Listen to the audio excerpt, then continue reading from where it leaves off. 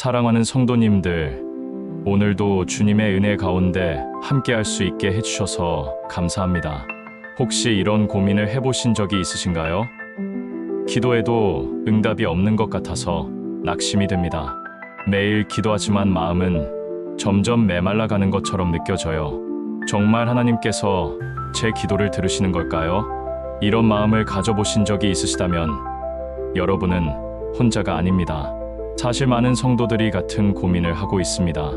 열심히 기도하는데 왜 응답이 오지 않는지, 혹시 내가 뭔가 잘못하고 있는 것은 아닌지 궁금해하시죠? 성경은 분명히 우리에게 기도의 능력을 약속해 주십니다. 구하라 그리하면 너희에게 주실 것이요 너희가 기도할 때에 무엇이든지 믿고 구하는 것은 다 받으리라고 말씀하셨습니다. 그런데 때로는 우리가 알지 못하는 방해하는 습관들이 기도의 응답을 막기도 합니다.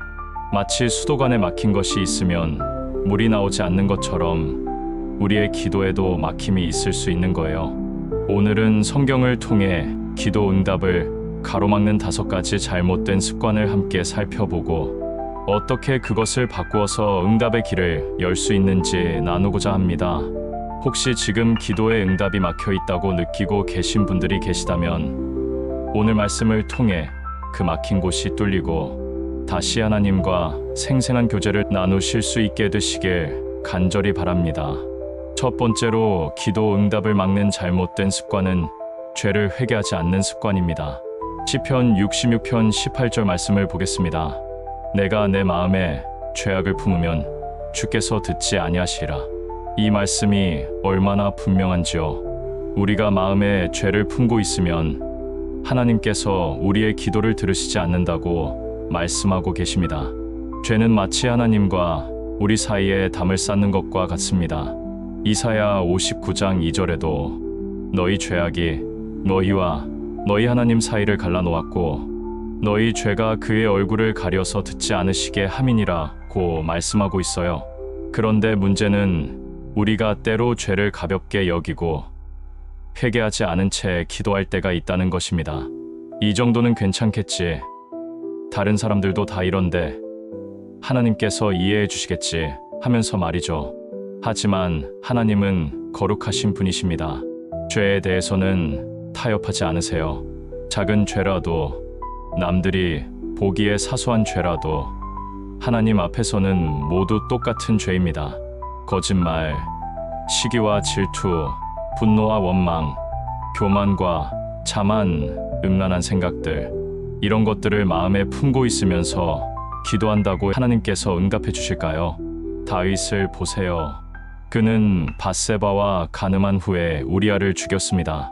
그런데 그 죄를 숨기고 있을 때는 하나님의 임재를 느낄 수 없었어요. 시편 32편에서 다윗이 고백합니다. 내가 입을 열지 아니할 때에 종일 신음함으로 내 뼈가 쇠하였도다.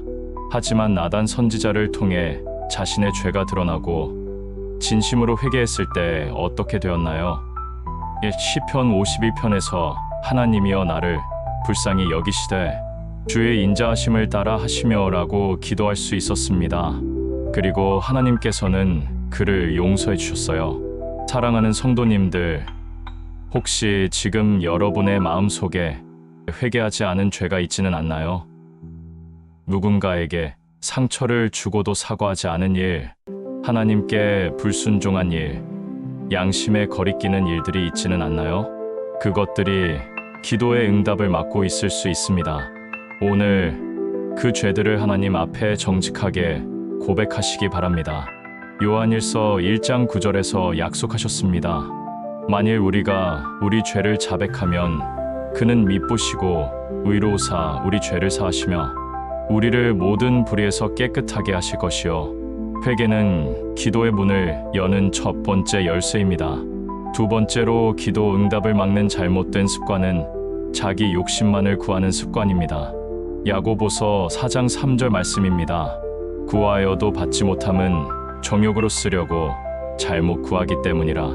우리가 기도할 때 과연 무엇을 위해 기도하고 있는지 한번 생각해 보세요. 혹시 내 욕심, 내 편함, 내 유익만을 위해 기도하고 있지는 않나요? 하나님, 저만 잘 되게 해주세요. 제 사업만 잘 되게 해주세요. 우리 가족만 건강하게 해주세요. 물론 이런 기도가 잘못된 것은 아닙니다. 하지만 이것만 있다면 문제가 될 수 있어요. 하나님은 우리의 요구를 들어주시는 마술사가 아니십니다. 우리의 아버지이시고 우리를 사랑하셔서 때로는 우리가 원하는 것이 아니라 우리에게 필요한 것을 주시는 분입니다. 예수님께서 제자들에게 가르쳐 주신 주기도문을 보세요. 하늘에 계신 우리 아버지여, 이름이 거룩히 여김을 받으시오며 나라가 임하시오며 뜻이 하늘에서 이루어진 것 같이 땅에서도 이루어지다. 맨 먼저 하나님의 이름이 거룩히 여김받기를, 하나님의 나라가 임하기를, 하나님의 뜻이 이루어지기를 기도하라고 하셨어요. 그 다음에야 우리의 필요를 위해 기도하라고 하셨습니다. 솔로몬을 보세요.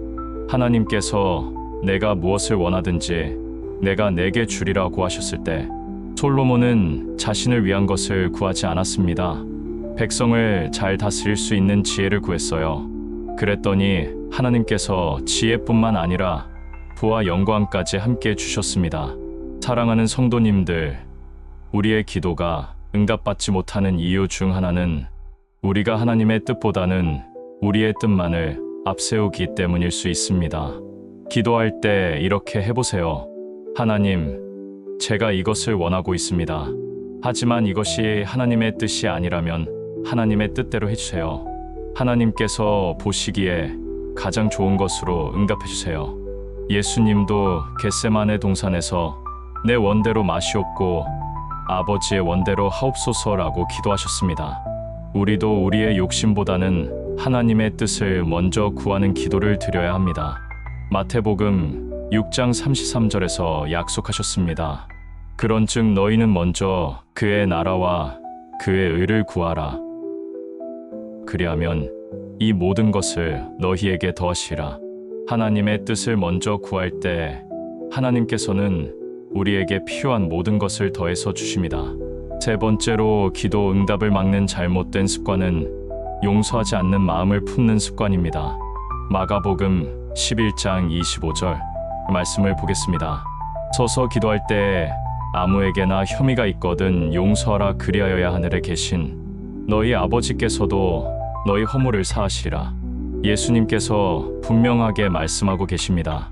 기도할 때 다른 사람에 대한 원망이나 미움이 있다면 먼저 용서하라고 하셨어요. 그래야 하나님께서도 우리의 죄를 용서해 주신다고 말씀하셨습니다. 용서하지 않는 마음은 기도의 통로를 막는 큰 돌덩이와 같습니다. 아무리 열심히 기도해도 그 돌덩이 때문에 기도가 하나님께 상달될 수 없어요. 우리는 때로 이런 생각을 합니다. 저 사람이 나한테 그렇게 했는데 어떻게 용서해? 먼저 사과를 해야지. 내가 왜 먼저 용서해? 용서는 하겠지만 잊을 수는 없어. 하지만 예수님께서는 조건 없는 용서를 말씀하셨습니다. 마태복음 18장에서 1만 달란트 그 빚진 종의 비유를 들려주셨죠. 왕이 그 종의 엄청난 빚을 탕감해 주었는데 그 종이 자기에게 100데나리온 빚진 동료를 용서하지 않았습니다. 그때 왕이 얼마나 화를 냈는지 아시죠? 예수님께서 결론적으로 말씀하셨습니다. 너희가 가까운 마음으로부터 형제를 용서하지 아니하면 나의 하늘 아버지께서도 너희에게 이와 같이 하시리라. 우리가 하나님께 받은 용서가 얼마나 큰 것인지 생각해 보세요. 우리의 모든 죄, 과거와 현재와 미래의 모든 죄를 다 용서받았습니다. 그런데 우리가 다른 사람을 용서하지 못한다는 것은 얼마나 모순된 일인가요? 스데반 집사를 보세요. 돌에 맞아 죽어가면서도 주여 이 죄를 그들에게 돌리지 마옵소서라고 기도했습니다. 그 기도가 사울을 바울로 변화시키는 역사를 일으켰어요. 사랑하는 성도님들, 혹시 지금 여러분의 마음에 용서하지 못하고 있는 사람이 있나요? 부모님, 배우자, 자녀, 친구, 직장 동료, 누구든지 말이에요. 그 사람 때문에 받은 상처가 클 수도 있습니다. 정당하지 못한 대우를 받았을 수도 있어요. 하지만 그 미움과 원한이 여러분의 기도를 막고 있다면 결국 손해보는 것은 여러분 자신입니다. 용서는 그 사람을 위한 것이 아닙니다. 여러분을 위한 것입니다. 용서할 때 여러분의 마음에 자유가 오고 기도의 통로가 열리게 됩니다. 오늘 그 사람을 위해 축복 기도를 해보세요. 처음에는 억지로라도, 나중에는 진심으로 축복할 수 있게 될 것입니다. 그때 여러분의 기도에 새로운 능력이 임할 것입니다. 네 번째로, 기도 응답을 막는 잘못된 습관은 믿음 없이 습관적으로 하는 기도입니다. 마태복음 21장 22절 말씀입니다. 너희가 기도할 때에 무엇이든지 믿고 구하는 것은 다 받으리라. 그리고 히브리서 11장 6절에서도 말씀합니다. 믿음이 없이는 하나님을 기쁘시게 하지 못하나니 하나님께 나아가는 자는 반드시 그가 계신 것과 또한 그가 자기를 찾는 자들에게 상을 주시는 이심을 믿어야 할지니라. 그런데 우리의 기도를 돌아보면 어떤가요? 정말 믿음을 가지고 기도하고 있나요? 아니면 그냥 습관적으로, 형식적으로 기도하고 있나요? 어차피 안 될 건데 기도해봤자 뭐가 달라지겠어? 그냥 기도하는 게 도리니까, 이런 마음으로 기도한다면 그것은 기도가 아니라 그냥 중얼거림입니다. 야고보서 1장 6에 7절에서 경고합니다. 오직 믿음으로 구하고 조금도 의심하지 말라. 의심하는 자는 마치 바람에 밀려 요동하는 바닷물결 같으니 이런 사람은 무엇이든지 주께 얻기를 생각하지 말라. 믿음이 없는 기도는 하나님께서 응답하지 않으신다고 분명히 말씀하고 계십니다. 그렇다면 믿음으로 기도한다는 것은 무엇일까요? 첫째, 하나님께서 살아계시고 우리의 기도를 들으신다는 것을 믿는 것입니다. 하나님은 멀리 계신 분이 아니에요. 바로 우리 옆에 계시면서 우리의 기도를 듣고 계십니다. 둘째, 하나님께서 능력이 있으시다는 것을 믿는 것입니다. 하나님께는 능치 못할 일이 없다고 성경은 말씀합니다. 우리에게는 불가능해 보이는 일도 하나님께는 가능한 일입니다. 셋째, 하나님께서 우리를 사랑하신다는 것을 믿는 것입니다.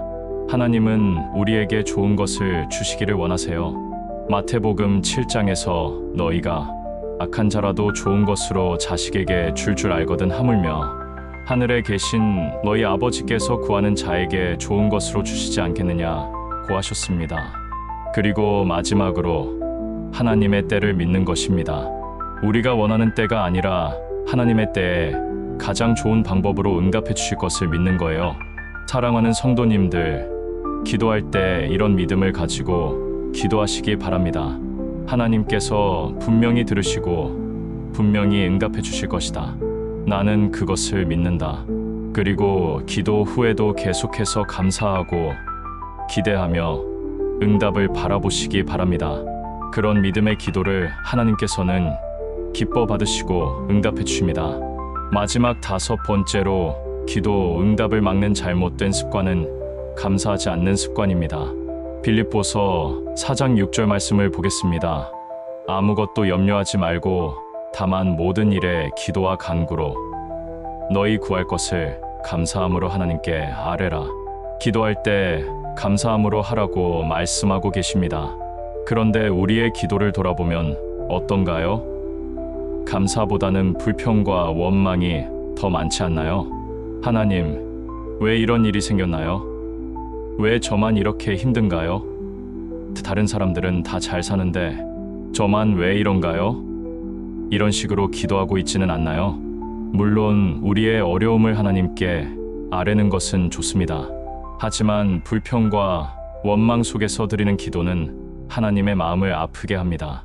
데살로니가전서 5장 18절에서 범사에 감사하라.